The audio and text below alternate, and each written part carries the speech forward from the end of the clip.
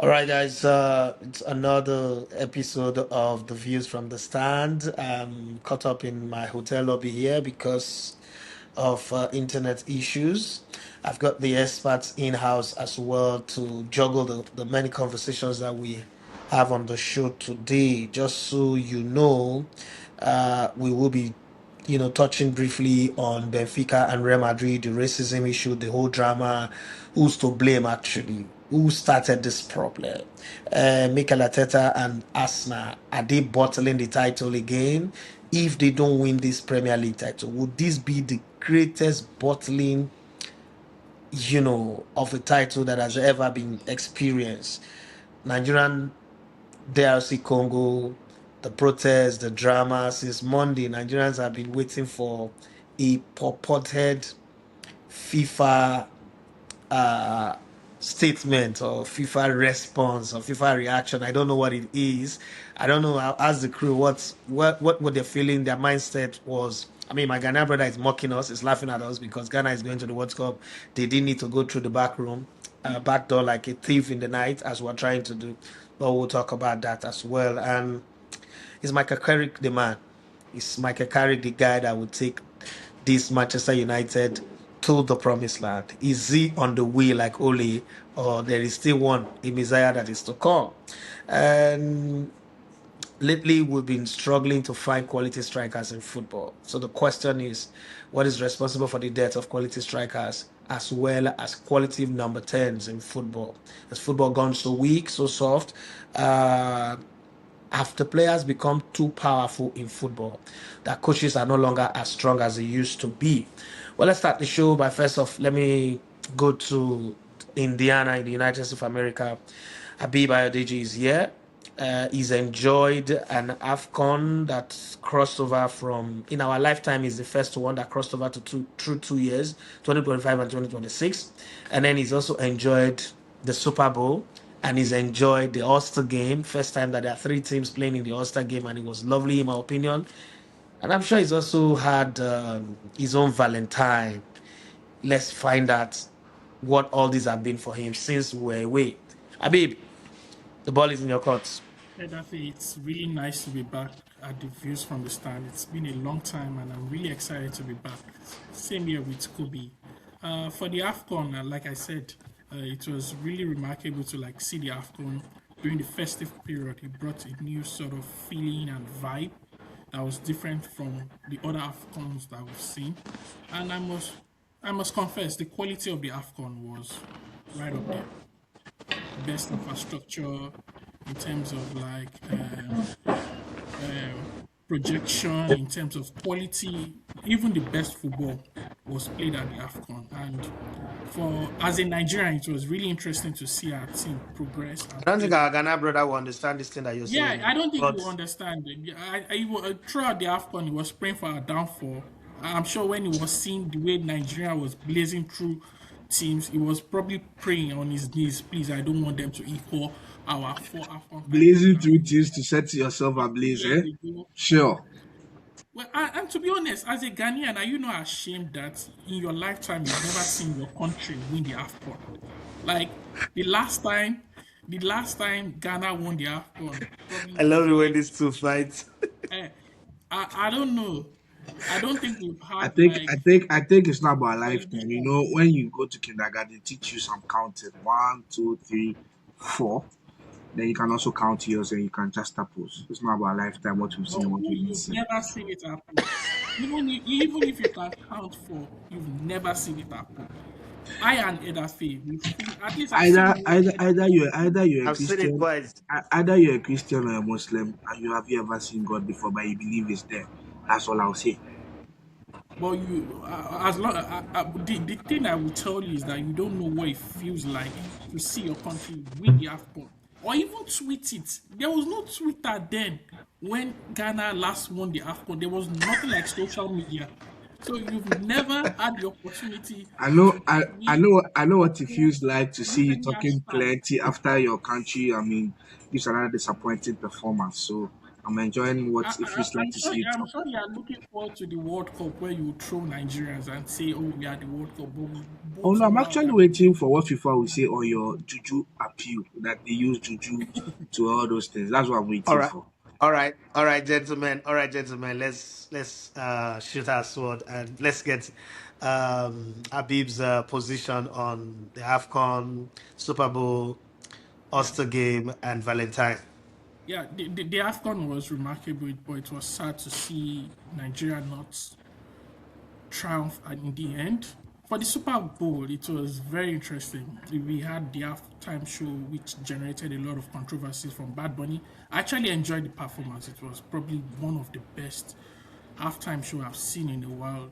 People might argue they don't understand the language, but music is a vibe, and if you can vibe to it, if it gives you some sort of good feeling, why not? Why should you be limited towards language when music is universal? But as for the game itself, it started as a slow pace, and they didn't probably get any touchdown till like the second or third quarter.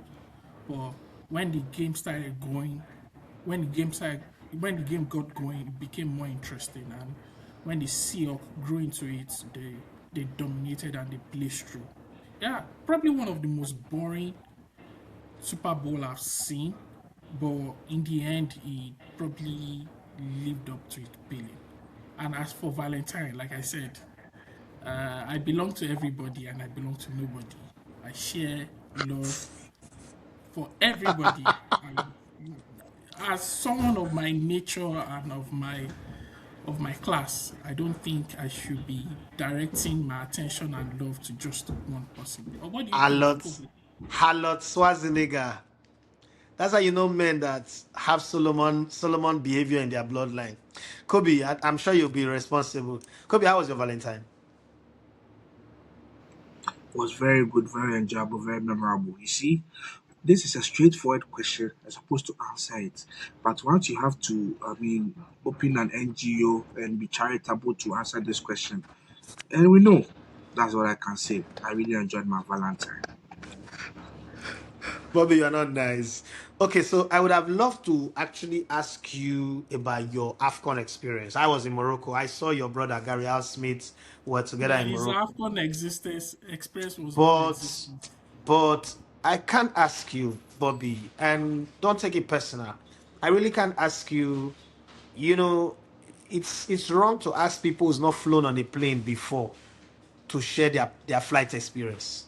So for this one, you have to take a back seat. It has nothing to do with beefing or banter. You don't know what it feels to be in the You know, to experience there's an one AFCON thing. that runs December, January. Patience is always a virtue, so I would answer this question in a different capacity when the World Cup comes. That's all I can say for this. Well, what's the big deal with the World Cup? We've been to the World Cup in USA before, so it's not a big deal per se. But having said that, maybe there are quite a lot of things that have happened in the beautiful world of football.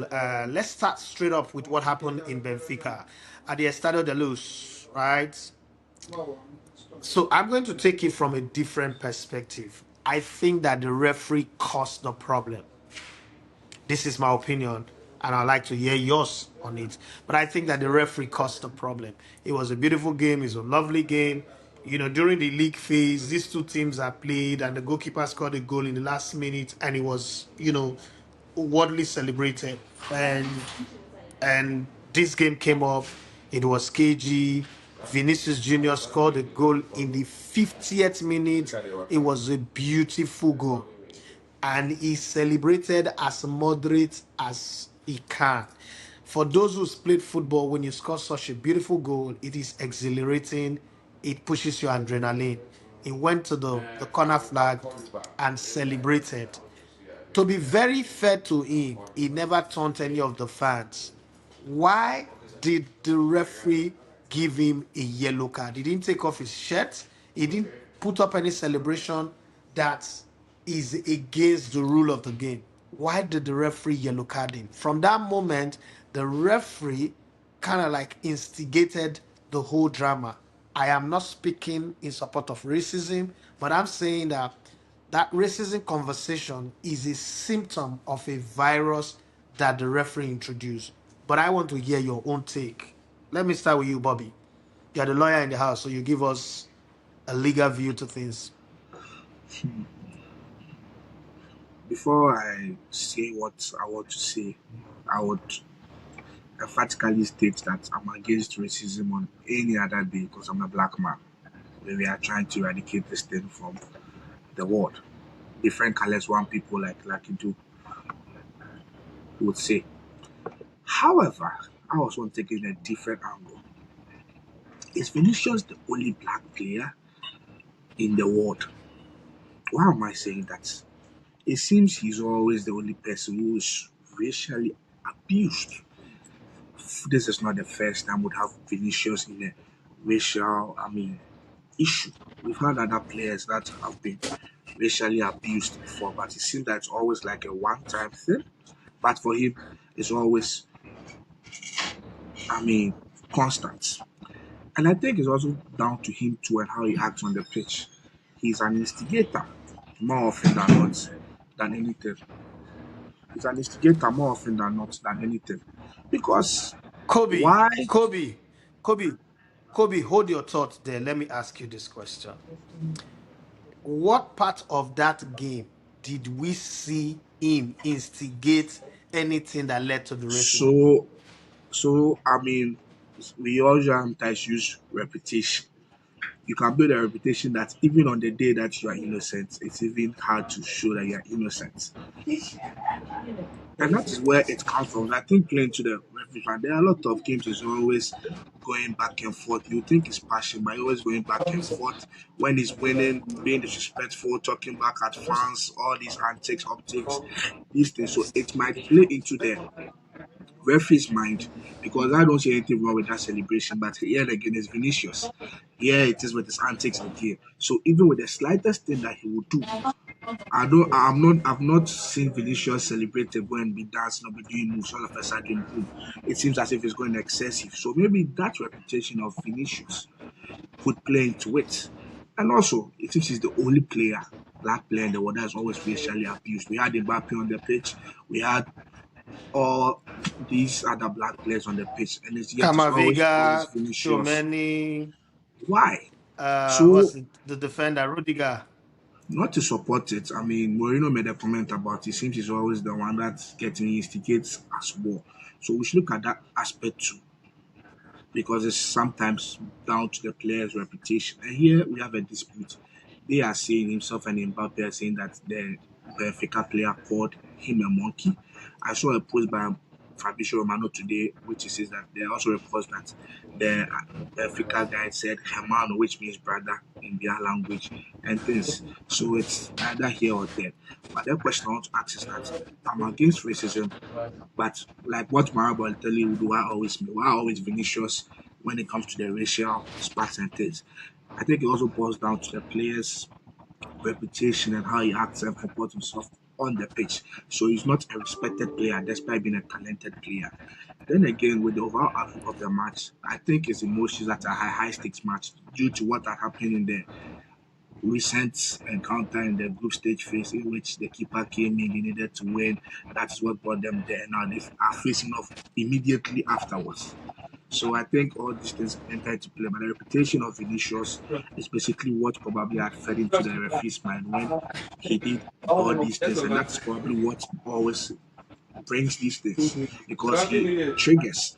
And when the emotions are high, I would want to say something that will get back at you. And probably that's what ends up with these monkey comments and things because that is what will pain him. Racism is bad for football. But let's look at Vinicius' reputation because we have players that at every point in time they are racially abused by one the other. But it's usually one off scenarios. But with Vinicius, it's always a cross. And this is not the first time we've had Vinicius with racism. I don't think this will be the last time. So let's look at what he does on the pitch as well. Okay, let me go to Abib. Uh, Abib, I'm going to bring this to you. While I do not agree, and I apologize to the audience for the noise. I'm in a public space, like I told you guys earlier. While I do not agree with that assertion that why always uh, Vinicius. Vinicius, because what that would not infer is that when it is Vinicius, racism It's is allowed. justified. We can Racism is justify justified. racism We because can Vinicius justify is it. there. And I quite also agree with your point when you say that there are other black players in the field. That Real Madrid team, you have Chumeni, I Aurelio did not say Chumeni, Camavinga, racism is Rudiger. allowed, but I'm just saying that the reputation of the player No, might come into play from the by referees, inference. and also he's No, what I am always saying the is one. by It's like he's the poster boy for racially the abused people poster who boy watch for football now. racism. Kobe, I have the answer to your question, and I So vehemently let me go to Habib. Habib, what is your take on this racism drama and everything that associated with what happened? And Mourinho coming out to say, "Oh, Vinicius is an instigator." Since the introduction of Mourinho to our eyeballs, Porto versus Manchester United in 2004, we've never in football history seen an instigator like Jose Mourinho. How can an instigator or a protagonist like Jose Mourinho accuse someone else? It's like the pot calling the kettle black. Let me But let, I just want to let hear me your take, before Vinicius. No, before no, no. Kobe, Let's hear from Habib. can I speak? before Bobby, before before Kobe, before let's. before Habib speaks, let me just defend Moreno here. I think yes for the instigator part, fine, but not for the racing part because Moreno throughout his career has promoted a lot of black players and giving them opportunities than a No, lot I'm of not first saying class he's a coaches. racist. No, I'm not saying he's a racist. I'm just saying he's an instigator of a lifetime. He spoke people's eyes, he's punched coaches, he's fought referees. That kind of guy do not have a moral ground to come and talk about an instigator. Habib, Yeah, I think I vehemently disagree with Kobe. I think his question, why always Vinicius, is probably because Vinicius is more outspoken than every other black player out there. That doesn't mean that other players do not face the same racial profiling or racial undertone that they get. Take, for example, you think of Bukayo Saka. What comes to your mind? A gentle professional, doesn't instigate, doesn't dance, doesn't do over the top celebration, but he missed the penalty for England at the Euros and he was still a subject of racial profiling. So what You just said is over the top. what Let's take note of what you said. Over the top celebrations. yeah, Then yeah. So over this, Bukayo Saka doesn't do all these things Vinicius does, but he was still a subject of racial abuse. So what would you have to say to that? Kamavinga that you spoke about has also been a subject of racial abuse. Just because these players do not speak up or are not as agitated as Vinicius Juniors doesn't mean they are not subjected to the same racial abuse that Vinicius faces. Rudiger that you mentioned too also faces such. But the only difference is because Vinicius Jr. is outspoken, is expressive, he likes to celebrate, he likes to dance. That's why you people think it's just Vinicius Jr. To be honest, I think whatever thing Vinicius does doesn't warrant being racially abused. Like because I celebrate, because I agitate the fans, or because I show the back of my jersey. So should the answer to that be racial abuse? What of the people that don't even do all that and they are still subjected to racial abuse? I've given you an example of Bukayo Saka. There is nothing you would think of Bukayo Saka that points that he agitates players.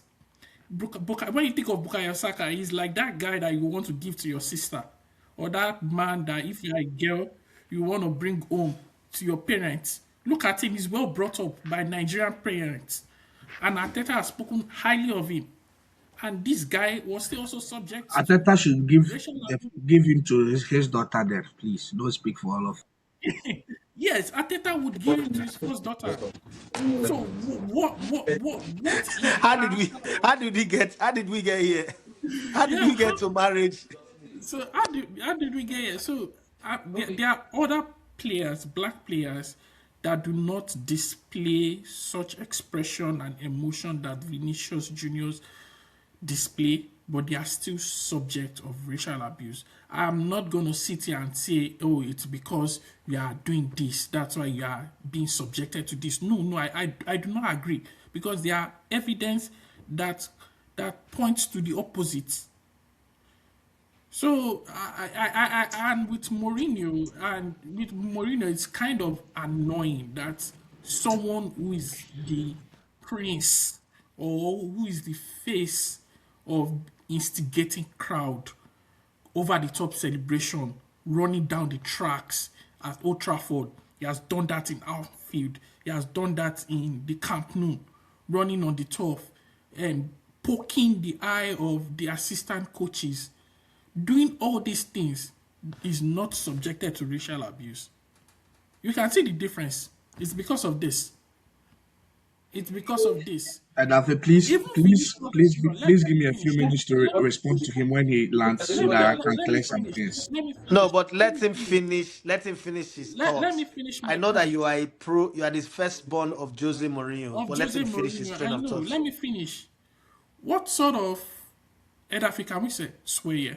What sort of shithousery has Vinicius Jr. done that Zlatan has not done? Or Jamie Vardy has not done? Or even Emiliano Martinez of Argentina? He saves a penalty and he's dancing. He dances. He saves a penalty and he does this La Puta sign, like fuck you, to the opponent. He does all this sort of gamesmanship and nobody's like, oh, you are this, you are that, or nobody's howling insult at him. But when a black player does it, it's a different ball game. It's because you are agitating the fans, you are doing this, but you flip the script and you flip the script and it's a different skin color, and it's like, oh my god, he loves shithousery. He's so It is brave. passion. It becomes He's passion when a white passionate. man does it. Yeah, he's passionate. He's passionate. He loves the game. No, come on, come on. You can't set different standard for one player and set another standard for another player. Like, come on, come on. And the reason why is Vinicius has all of its faults as a player. He's annoying. He complains a lot. But should the solution to that now be calling him, what's that word that I used? Was it Monkey. mono? Mono, yeah. Come on. So, Kobe, Kobe, even though we're not in a court, but you have an objection. So, let me give you the benefit of the I doubt. want to make a clarification though. I started my premise on the preamble and Daffy made. He said the referee, so let's get it here. I made emphatically I'm against racism, so I'm not supporting it or that.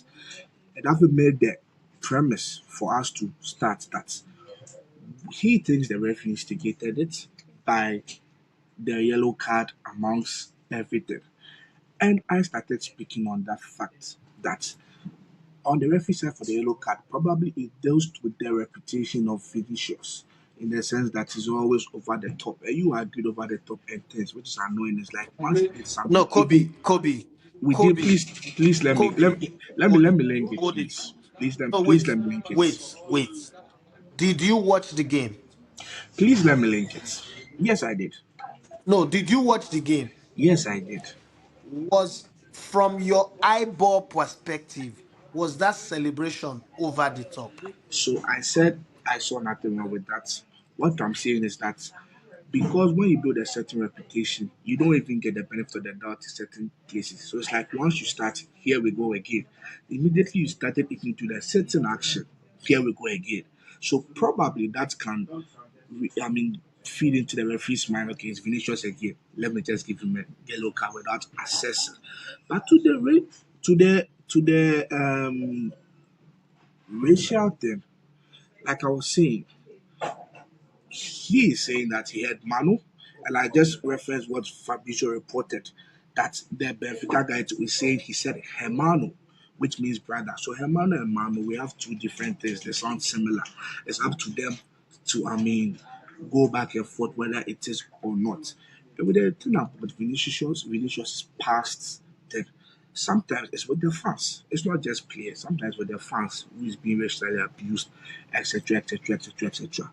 And I'm saying why always you say he's the most outspoken and this. I Kobe, think can I ask you a please, question? please let me go. Can I ask you a question? I mean, Can I ask you a question? No, you no, no. think he's It's the most linked to whatever you said. I think you say he's the It's most linked to whatever you outspoken, over the top, etc., etc., etc., etc. I think he's the most ill-behaved professional, world-class black footballer out there. It's not about Kobe, fans don't respect Kobe, him, players don't respect him. He goes over the Kobe, top. He can I also ask you a disrespects question? amongst us. So with the instigating part about Mourinho, he said the most. So I think yes, I'll just answer. It takes one to know one. So if the greatest instigator of all time knows his fellow instigator and is saying it, then he holds. But for reputation's Wait, sake, you agree that over the top is annoying. Even as a fan, I probably don't like Vinicius and his style. We respect his footballing talent, but and I probably eat into why he didn't even maybe get the world best or something because of reputation. And this thing is a actual it counts. You have to be also likable apart from just being a good footballer. Kobe, So Kobe, it's can neither here I or ask there. you a I'm question? not commenting as to the Can I, racial thing can because I we ask have you a we question? have one side saying he said monkey, other side saying he said brother. It's up to them to clarify. Probably when the referees might check and those new stuff they do, they go, they can clarify and hear what they heard and give it to them. Kobe, can I ask you a question? If all these things that you've said, oh, he's annoying, he's angry, his behavior is not good. If Vinicius turns a new leaf today and is a well-behaved player, he doesn't annoy the fans, he doesn't instigate anybody, he does what he's supposed to do. He's not celebrating over the top. Can you guarantee that those racial abuse would stop? If he stops this kind of things, he'll be much more respected. With the racial abuse and things, I'm No, not. no, Let me I answer don't give your a damn about question. your Let me racial answer abuse. your question, I sir. don't. I'm So asking you a I'm straightforward answering your question. question. We, No, but the we reason can't stop racial Kobe, abuse. Kobe, why are you sounding like Asari Dokubo? it Why are can you be behaving like Asari Dokubo? it can be straightforward because you're assuming every No, it's a attack yes or against has no been is racial. question. I'm talking about him being annoying, but you assume that just No, everything will attack is that racial. stop the racial abuse? Yes or no? Does that stop what racial abuse? It does not stop it. Can you confirm he has been racially abused? I'm asking you then. Who? Can you confirm he has been racially abused? You've picked the side. Who? Is it from the fans or from the player? Can you Because confirm he Vinicius has been Jr. racially did it. abused here? You weren't on the pitch. So why do you So why automatically do I assume he has been racially wait? abused? What's the name of the Argentine player? Would the Argentine player come out to say he racially abused Vinicius Jr.? So it's your word against mine Kobe, then. Kobe, Why which one should we pick? Kobe, Kobe, hold your thoughts. Now let me ask you this: you're a lawyer. You're a lawyer. Your client comes to you and you say, "I need the truth," and he comes out and he says to you, probably the opposition or the other people misunderstood what I said. Because that's what he posted on his social media. That maybe they misunderstood him, he's not a racist and all that. But there's nowhere in that post where he said, "This is what I said. This is exactly what I said." He didn't say that. Why is he playing semantics with the emotions of people? First and foremost, as a lawyer, what my client wants me to do is what I'll do. So in this case, Moreno is the Benfica manager. He has to, support his side and this. So what he said, he has emphatically basically told you that he didn't racially abuse him. It is immaterial for him to go on social media to now go on the merit and start the conversation. But now there's a report from one of the most trusted journalists, Fabrizio, who is reporting and quoting. You can cross-check that. Now they are saying that he said me Hamano. And he has actually now brought out what he actually said on the page, which means brother. Was And you are saying monkey. Fabrizio Romano on the pitch? So in this case, like the way my brother too is not on the pitch and is concluding that Vinicius is racially abused. We look at sometimes authorities and who is much more credible in the sports. They were that facing something in terms of sports journalism. I'm inclined to believe it. The same as Fabrizio to is quoting or posting. So then again, it's up to them. Investigation should be made. Like I said, if the referee had the mic or things, now they do this. What usually goes on the pitch or mic'd up like NFL and stuff, we'll probably get clarity. Now let's wait. But now he's presuming Vinicius racially abused. That's why I don't want to answer his question in this straightforward style like he thinks it is. Well, let us agree to disagree on this subject and move on. Habib, the Super Eagles coach, Mr. Eric Sekuchel, came out with a 9-point agenda, a 9-point demand, a hostage list that would guarantee him renewing or signing an extension to his contract. I would like to read the contracts, the request, the demand for the purpose of this show. And again, once again, I apologize to the audience. We are in a public place for today's show. So let me go over it as best as I can. He needs one, a private car, an SUV, and a chauffeur, and a security. Two, house in a well-secured environment with 24 hours uninterrupted power supply. Three, furnished office with projector for analysis. Four, internet provision. Five, flight ticket for wife and two children. Eric and wife, business class. Children, economy class. Number six, GPS provision, that thing that they wear on the back. I thought these things are basic. Number seven, supply of proper equipment in accordance to the coach's demand. This is an indictment on Nike already. Number eight, based on opponents, the coach has the right to choose regarding international friendly matches. Number nine, camping program. Number 10, the coach will initiate program for youth development. And then number 10, the coach will initiate program for youth development. Number 11, provision for the coach to travel, watch, monitor, and engage players of the national teams abroad. With all of these demands, what he's saying is he wants to stay in Nigeria. But we continue. Number 12, provision for the coach to travel to watch the local league to identify potential players and will be integrated to the senior national team, A, the under 23, the under 20, and the under 17. No interference in team selections and players call up. That's number 13. Number 14, the NFF has to issue a working contract for my staffs. Number 15, salary needs to be paid on or before 30th of every month. Number 16, bonus and allowances as per federation structure. And number 17, request to include my PA in the bonus and allowance structure of the NFF, of the national team. Number 18, proposed salary of $130,000 monthly. The amount include all my technical staff and PA. And finally, monthly meeting with all the national team coaches. Please, let's start with you, Habib. What do you have to say about this? What do I have Kobe, to why are you say? laughing? No, no, don't bring a Ghanaian here. We don't iron our dirty laundry out in public. We don't need the opinion of any Ghanaian here. They sit this one out. This is family. This is family He would. affairs. Okay. Let's stay within. Yeah, Let's keep it within the family. yeah. For me, Go it's on, my brother. I just want to observe this session. for me, it's just it's. I don't. I'm lost of word. You can say I'm stammering. Like this is basic human dignity. Basic human fundamentals to live as an individual in order to carry out your duty.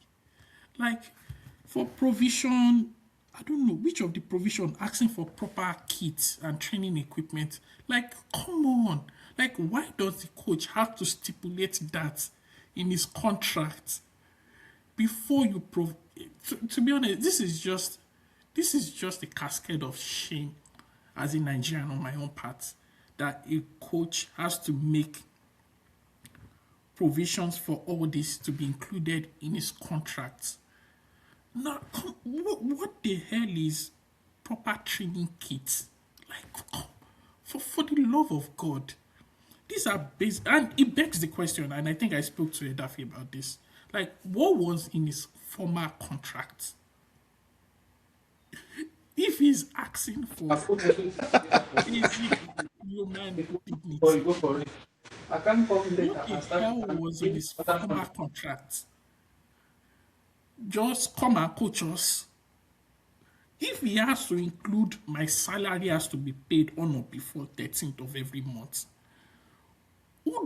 only God knows what was in the former contract that you only get paid based on vibes. Because at this point, it's laughable. So Very laughable, very funny. in his former contract, probably it was like, okay, we'll pay you. A specific amount was listed, and the NFF would tell you like they would only pay you when they feel like paying you. If a man has to include this in his contract, no, it's embarrassing. It's annoying. But I think the thing I'm happy about is that he listed in his contract, and I'm also very happy that he included it. It's like we should have a well integrated system from our youth team to our senior national team. If our senior national team is playing a specific brand of football, the under 17 and the under 20 should be replicating that type of football, not just because it makes the pathway easier for our talent to move through. Eric Shell was playing a different brand of 4-4-2. I don't see any reason why our academy or our youth system shouldn't be playing that type of 4-4-2. But with that, I'm happy with that. But the rest is just laughable and at most a disgrace from a nation of our size. 24-hour electricity. That's the clause for me. Let, Problems let's with let's NEPA. let's let's bring Bobby Kobe in. Kobe, in Ghana, how much is the salary of your national team coach? Just the coach, not his backroom staff. How much is the salary of your national team coach? Well, I mean, it depends on what you can negotiate, but I think $100,000, $50,000, 30, 20 a month. I mean, they usually take in hardcore dollars a month, so it depends on the negotiation. But probably some of the terms I don't think on the side may be a bit disrespectful and exaggerated. Because if you say top-notch equipment, these things, like you said, as a die to your shirt sponsor, is it that they get it and they go and give a certain grade or things, and that's a bit problematic. I mean, the NEPA one, I was just laughing because I watch Nigerian videos and contents and they always complain, NEPA, NEPA. I mean, Ghana too, at times we have problems with electricity and things. So that one is just something I was laughing about. But then again, what I want to ask is that even if you are making these basic and some demands a bit excessive or unnecessary, I want to ask, what has he done to deserve a command this thing? So I was in my mind that probably this guy beat, the Super Strikers team in that cartoon or win some intergalactic something to be demanding all these things. Wait, Kobe, you need to do something before you can have access to human dignity. No, so you see, I You need said some. do So you need to win the World Cup before they Habib, provide you bro, with my training. first my first statement was that some of these things are exaggerated. So I'm not even putting a lot of weight on some of the demands because at least from what we see, at the very least, are we trying to say, I mean, Nigeria does not provide these things or stuff? I think your country has one of the beautiful kits in, Africa. So I think some of them are exaggerated. That's why I said I'm not adding weight. But looking at the money demands and all those ones which may not be exaggerated, I'm asking, what is your track record and what have you done to command certain salaries, certain kind of leverage, and certain kind of power to determine A, B, C, and D?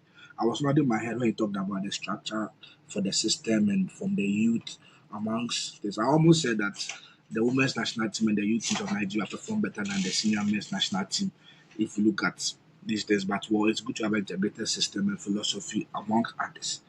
So what I'm trying to say, but for the things which I believe are exaggerated, because at the basically these are not even demands that are supposed to will be catered for. That's why I said it's exaggerated. I'm not putting weight on it.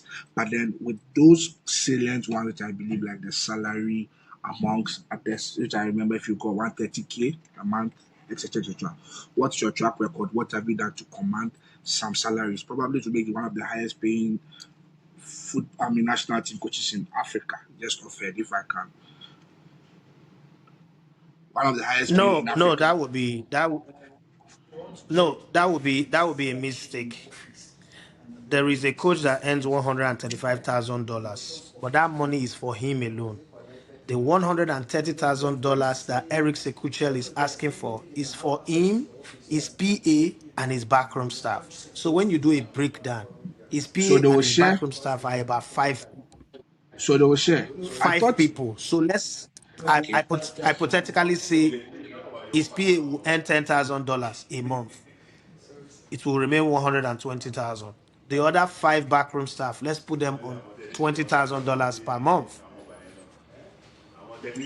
But well, That's to be fair, that makes let's sense. let's Catering put for everybody on.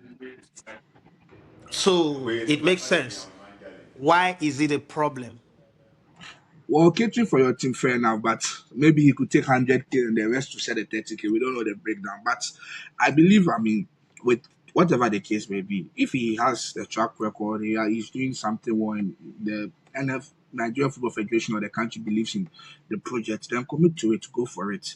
Some of those exaggerated things, like you said, it comes out even disgraceful because I'm from another country and I hear that the national team coach, head coach is demanding for such basic things. Probably like what Habib said, what was going on in his previous contract. That's it. But once you have a track record and you believe that yes, go for it. So ask, what have you done to demand certain things? So probably he took Nigeria to football playoffs for World Cup Are qualifiers. you saying that a coach? Are you saying a coach needs a track record to demand for conducive working environment? So I say again that I believe those other ones are exaggerated. That's why I'm not putting weight on it. No, they are not. They are actually not exaggerated. They are actually fact, and they are not available. I will tell you that. I'm a Nigerian, and I will tell you that. But I want to shift focus to Habib here. Habib, on Monday, there was a high rush. It was like everybody took sugar in Nigeria. That FIFA was going to announce the result or the decision on the Nigerian protest against DR Congo. And there was a massive sugar rush across Nigeria and even the rest of Africa. And I'm sure also in Congo, in DR Congo. What have you made of this protest in the first place? Remember, Nigeria was warehoused in a group that had Lesotho, Zimbabwe, Benin Republic, Rwanda, and South Africa. In a year where we have 9 automatic slots plus one extra, we failed to qualify directly. And then we made a protest after winning one playoff match against Gabon and losing on penalties against DR Congo. Same penalties that we lost to Morocco in the semifinals of the AFCON. What have you made of all of this process and then up until this point where just this Monday, everybody in Nigeria is on fire?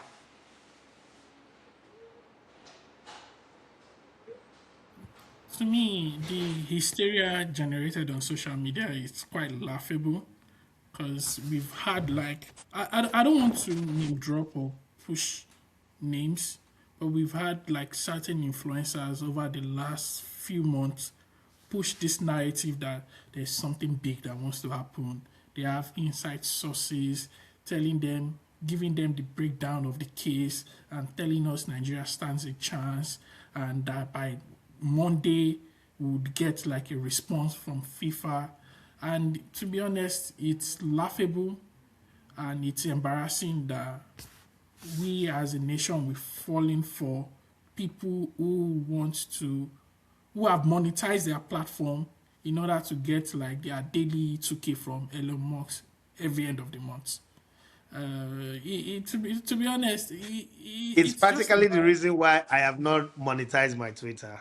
I'm not put that It's just embarrassing. blue Like tick. these people that have been pushing this narrative now cannot come out to back their narrative, telling us they have inside sources, and by Monday, FIFA is going to drop the verdict, and they are going to, I don't know, punish Congo for.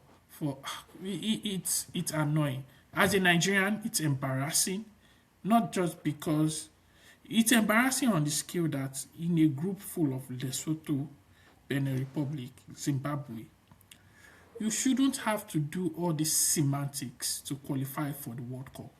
Fair enough, you got another chance in the playoff. You finished second by some miraculous mean. You were in the playoff rounds because one country, was it Eritrea, withdrew, and all of a Yeah. sudden the luck fell on you, and you still wasted that opportunity at the playoff against DRC. It's embarrassing at this point, like that you have to do all these things in order to get to the World Cup. And we all know it's not like they are going to the World Cup because of the good of the nation. Practically, this World Cup is a scheme to enrich the pockets of our football administrators. We know that. We know why they are Well, going back and forth for this. Because to be honest, it's embarrassing at this point. That's what I feel. well, That's what I feel. I don't think they are doing this for the good of the nation. They are just doing this because it favors them. I quite It's agree with you. It's hard to argue against your position, but you know, we keep our fingers crossed. And Yeah, for those of us and I will say who this: when the verdicts from FIFA come out, we would see it. And I want to employ like the I'm praying average for a lot of Nigerian. people. I'm praying for a lot of people. I'm actually praying for a lot of people that FIFA grant Nigeria a request because if FIFA don't, some people will run out of social media for my sake. But let me just keep my cool and relax. Having said that, let's jump into European football and just touch a little. First, let's start with players' power. We saw how incredible the work of Jabi Alonso was at Bayer Leverkusen. We saw all of the good works that he did, how he turned a never achieving team, a team that is a perennial underachiever, the poster team, the poster boy, or the poster brand for underachieving, for bottling and failing. He turned them into winners. And not just winning, but they went the entire season unbeaten, something that the great Bayern Munich cannot really boast of. But then he went to Madrid and player power knocked him out. And then I saw on CBS, Thierry Henry, Gareth Bale, people saying things like, "Oh, at Madrid you don't coach, you just manage. You manage ego. A player don't come late, and you tell the player you are suspended. At Madrid." So I'm asking, have players' power become too big in the recent era of football that coaches are now just mere babysitters who are there to dance to the whims and caprices of these so-called superstar players? Let me start with you, Kobe. I think player power, player politics has always been there. It's not a new thing. What I believe is that you look at the status of the coach or the reputation of the coach and maybe the team or the structure. With this Xabi Alonso situation, football legend, absolute beast of a footballer when he was playing. However, as a coach, He's a new coach. He's a young coach. He's not a coach with. Here's what he has a high reputation, a high ceiling because of what he did at Bayer Leverkusen. But then from Bayer Leverkusen straight to Real Madrid, in which even the top coaches have struggled to even hold down players and their ego. There's a bit of a thing, especially with what was happening in the previous coach and the previous style and what he wanted to implement. Because here we have a thing that you go to a team as a young upcoming coach in terms of the coaching fraternity. You have creme de la creme of players in every position, arguably the best in their position from goalkeeping to striker. Mbappe, Couture, Jude Bellingham, Vinicius, Cavani, you name it. Then you want to implement your style, you realize that there's too many star players, you want to do something. Then you start. And players like Mastantuono are benching the Rodrigos, and players like whoever are benching, and Bellingham them are on in and out of the team. He decided to go and add another player in Trent with a reputation who believe, and we have Danny Carvajal injury, we have Trent is on the bench, and we have the Garcias and whoever are playing. Obviously, that is not going to work. They'll bring an uprising because it's a bit embarrassing. A player of my stature is being sat down for relatively nobody. And obviously, these players were there before. They built their reputation, their bond. Once you touch one, another one, maybe Mbappe would now raise displeasure. Someone will raise displeasure, and that's what happens because already they don't see you as such of a high rep. Because I think if you look at the trend, especially with Chelsea, but for the coaches that had a high reputation and coming as world class, even they struggled. We had Villas Boas come in. He didn't survive because you are even when some of your players were even older than you, even though you had prospects. We had Scolari, he didn't survive amongst other things because they will not probably buy into it. You are trying to impose your authority. So that's basically the sad truth about football. Once the key players like you, they would go. But once they also start not liking because you are trying to, touch them, it will you'll be kicked out. Here we have so I think that's basically what happens. Player politics is something which has been there throughout. It's just the coaches who are top level, high level criminal who have had the chance to sort of exert control over the team and make sure that it's working. But even them, I think they face pressures, but because they are who they are, the Peps, the Mourinhos of those times, and the wingers, amongst others, they're able to survive. But for an upcoming coach, you jump straight from Bayern Leverkusen, in which there's nobody there. Then you all of a sudden next season you are coaching the Mbappes and things who are without you, they've basically done what they've done in football. They probably in their mind they don't even need to take them to what's next level working. And you now start with all these drastic implementations, benching them amongst others. Obviously there'll be a reaction. Well, let me go to Habib on something else because you've exhausted this. Habib, you're a Manchester United fan. You've suffered for a while in your young age. You did not enjoy the 13 trophies of silence because in the imperious dominance. You've endured more pains in your coming of age. But we have Michael Carrick, who came in, who almost got the Man United fan to go to the saloon to cut his hair. He tried. And the fixtures of matches that he's got were terrible. City, Arsenal, and the likes. But I think he passed with flying colors. So I'm asking you, should Michael Carrick be given a permanent contract, or there is still a Messiah that we are looking for that is to come? Edafe, let me just correct you on something quickly. I've been a Manchester United fan for 20 years and I've seen my club win practically everything. So I think the first 10 years of me supporting Manchester United, we have seen we won everything. We dominated everything. That But the time, that last time 10 years, you were a baby. That time you were a yeah. baby. But the last 10 years has been of suffering. So I would say it's half and half. I've enjoyed for a good 10 years and I've suffered for another good 10 years. But yeah, to answer your question, Michael Carrick has done the basic or the most sensible thing any manager should do. Unlike Ruben, we would suffer Michael Carrick has brought structure into the team. Just play players in their rightful positions. You don't need to overcomplicate tactics sometimes. Play players in their rightful position and give them the platform to express and showcase themselves. For Ruben Amorim, he was trying to implement a system that is ill-suited for Manchester United. You don't have the players. I don't think you have the pedigree to even command that. And you are coming from Portugal, where the culture is different, into England. First of all, you need to buy goodwill, and he did not do that. For a manager to implement some of his ideas, you need goodwill, and the goodwill is probably winning trophies or winning games.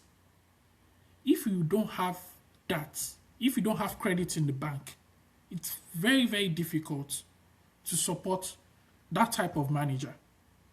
We know you want to play three at the back, but you are not showing us anything that points that in the long run, this team would be successful. It's very, very difficult to back that type of manager. So And my you might, question is, should Michael Carrick stay long? Michael Carrick has to do the impossible for me to still like give him the What is benefit. the impossible?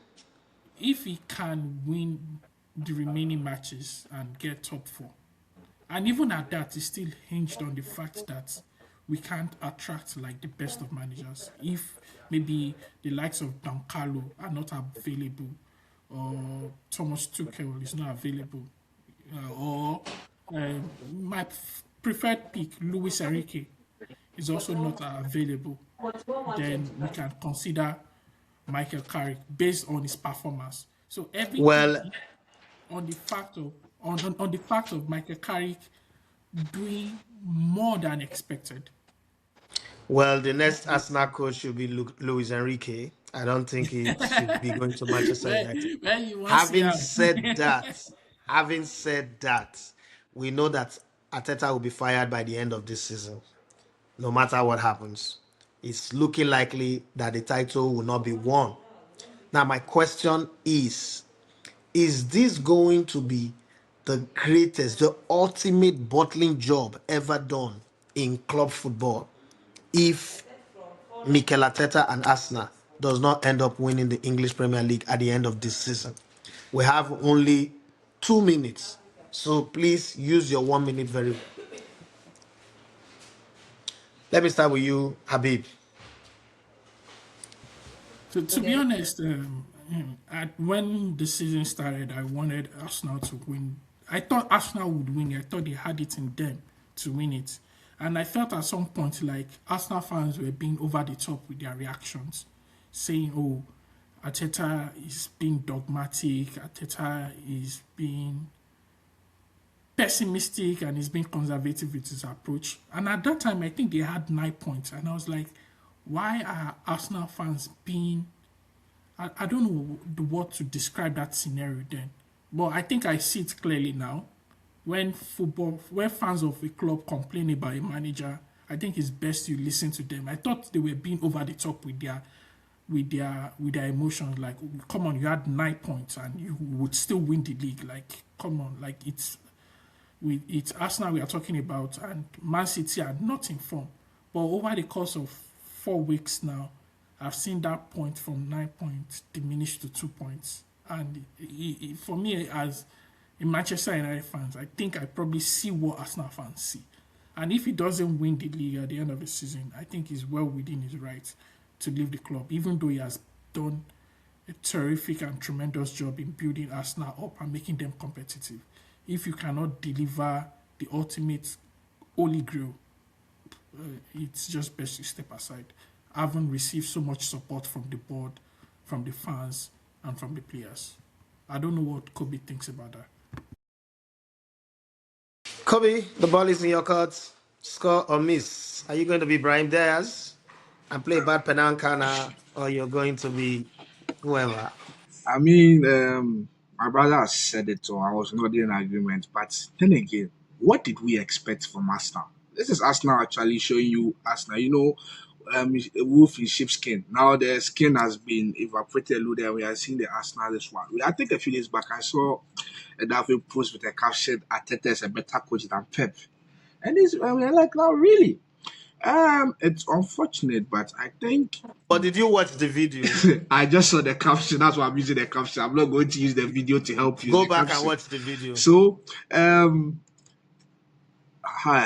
think it's a long season. The decline or the drop in form was expected. Arsenal started exceptionally well. I believe they should have gathered much more points for the cushion. But to be honest, I think this is Arsenal is top and still in first place because of City not really being the City we know and we expect. But then again, when Pep is the one chasing you, it's much more scary than Arteta chasing you. So even in City not being top-notch City, very leaky and very beatable, they still have a chance. This is the best Arsenal can do, honestly. This is the best Arsenal can do. I hope that for the sake of Arteta, who at least deserves some justice, they get over the line. But this is the best Arsenal can do. It was expected for them to drop after being exceptional. And to answer Habib, sometimes what more should a man do for you to acknowledge and give him his flowers? Carrick has done more. I think he deserves, a chance at the job. Because you talked about structure, reputation, and he's from Portugal. You knew all this, you saw all this, and you went to bring Amorim as the savior when he went Sporting Lisbon were doing what they had to do. And now you are saying something. Yes, sometimes his blessing comes from someone's case. He wasn't going to get a chance to show who he is if Amorim was not sacked. But look at the games he has been. City amongst all those things. And United is playing top-notch, proper football. Give him the chance to build because there's no one out there for you. No world-class sensible coach will come to this United stingy billionaire who does not want to spend money kind of era. So give Carrick the chance to build a team. He has done very well to deserve a shot at it. That's what I would say. All right, thank you very much. And as a massive thank you to Habib and Kobe.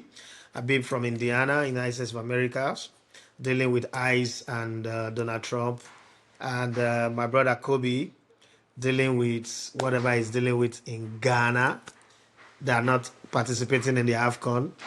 And what I would say to you, the audience out there, you have a chance to be on this show. Now, if you are a channel member, if there's an opening for you to be on this show, if you're a channel member, just indicate, send us a message in the comment section of this video and tell us you want to be part of the members, the analysts, the panelists on the views from the start. And we would definitely send you an invite and you would share your thoughts about your team, about the talking point, about the topics that we have. But until we'll come back again next week, it is arrivederci from me and thank you to my team. Bye-bye and have a wonderful day. My name is Vin Idafi Matthew Sogane. Bye-bye.